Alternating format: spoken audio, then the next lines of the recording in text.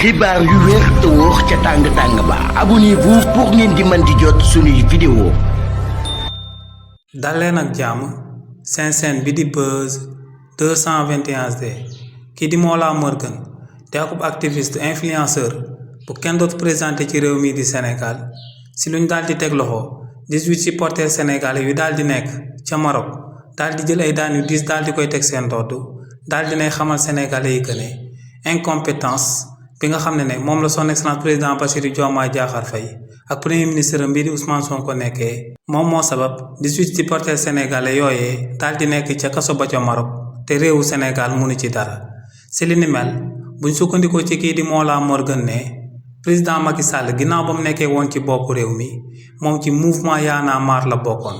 te ne si li ni mel waaye Y'en a marre fi lañ nekkoon di ŋàññ ak critiquer bu baax a baax président Macky Sall waaye ne li ni mel teewul waaye Y'en a marre ginnaaw bañ demee woon ca Congo Brazza di fa daan amal ako manifestation ne dañoo jàppoon waaye Y'en a marre jàpp kilifa ak caat daal di leen tëj foofee ci kaso bi ne malgré lu waaye Y'en a marre di daan xeex kii di président Macky Sall ne loolee teewuloon président Macky Sall ci ay fan la daal di régler ñu daal di jëlee kii di caat ak kilifa ca Congo Brazza fu ñu leen tëjoon daal di leen di andiwaat ci réewu Sénégal ne li ni mel diplomatie bi nga xam ne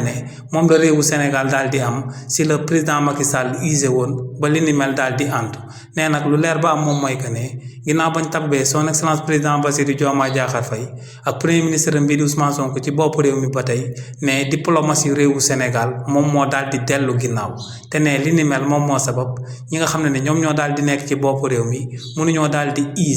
ci relation diplomatique yu réewu Sénégal daal di am ngir déem a daal di libérer 18 supporters sénégalais yi nga xam ne ñoom ñoo daal di nekk ca biir Maroc ne premier ministre bii di Ousmane Sonko jël na avion présidentiel bi dem foofee daal di amal populisme dellusiwaat ci réewu Sénégal te ne li ni mel teewul 18 supporters sénégalais yooyee ñoo ngi leen daal di tëj ci kaso yu daal di nekk ci Maroc daal di jël ay daan yu diis daal di koy teg seen ndodd te ne incompétence ñu daal di nekk ci bopp réew mi rek moom moo daal di yóbbee li ni mel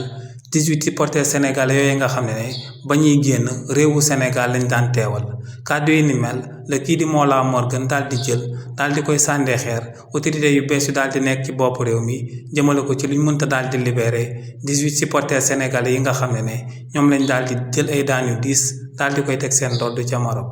xibaar yu wér te wóor ca tàng ba abonnez-vous pour ngeen di mën di jot suñuy vidéo.